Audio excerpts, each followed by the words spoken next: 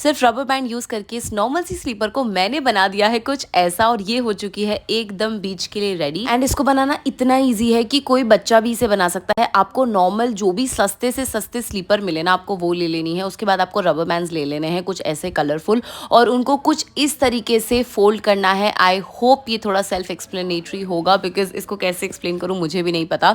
And यहाँ से start करके ना आपको पूरी चप्पल पे ये बांधने हैं। स्लीपर की जो स्ट्रैप रहती है उसके ऊपर बांधना है। अब देखो, मैंने भी ये जो पूरी टेक्निक है इंस्टाग्राम पे देखी थी, एंड मैं भी इसको पहली बार ट्राई कर रही हूँ। तो रिजल्ट्स जो होने वाले हैं वो मैं मतलब अभी फोर्स ही नहीं कर सकती, but I am pretty sure कि बहुत बहुत अच्छा बने। एक साइड रेडी हो चुकी है, अब हमें दूसरी भी करनी है। तो यहाँ पर दूसरी पर भी मैंने काम चालू कर दिया है। और मैं आपको बताऊँ, अगर आपको लग रहा है कि ये खत्म हो गया है तो ऐसा बिल्कुल भी नहीं है। इसमें हम एकदम ब्रेड वाला इफेक्ट देने वाले हैं, और वो कैसे होगा भी आपको पता चल जाएगा।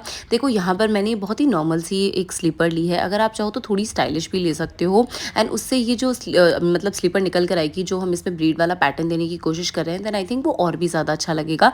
बट फिलहाल जो मेरे पास अवेलेबल था मैं वो कर रही हूँ। बट मैं सच बता रही हूँ, एक बार इसको ट्राई ज़रूर करना। अगर आपकी कोई ऐसी स्लीपर है ना जो आपको बहुत ज़्यादा परेशान कर रही है, जो आप पहन नहीं पा रहे हो बिकॉज वो चुभ रही है, then this is a very good technique. तो यहाँ पर देखो, ये ऑलमोस्ट रेडी हो चुका है। अब हमें करना क्या है, अब आपको ये सेम स्लीपर लेनी है, और इसके जो लास्ट वाला जो एंड रहता है ना, देखो कुछ इस तरीके से मेरी बहन ने मुझे बताया कि इसको ब्रेड करना चालू करना है, जो मैं भूल गई थी। मैं स्टेप भी स्किप करने वाली थी।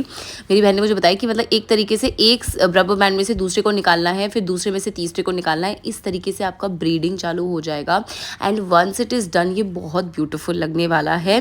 तो यहाँ पर आप देख सकते हो कि कैसे मैं एक रबर बैंड में से दूसरे को निकाल रही हूँ, एंड बहुत ही ईजी सा प्रोसेस, इसको कोई भी कर सकता है, ज़्यादा टाइम भी नहीं लगेगा।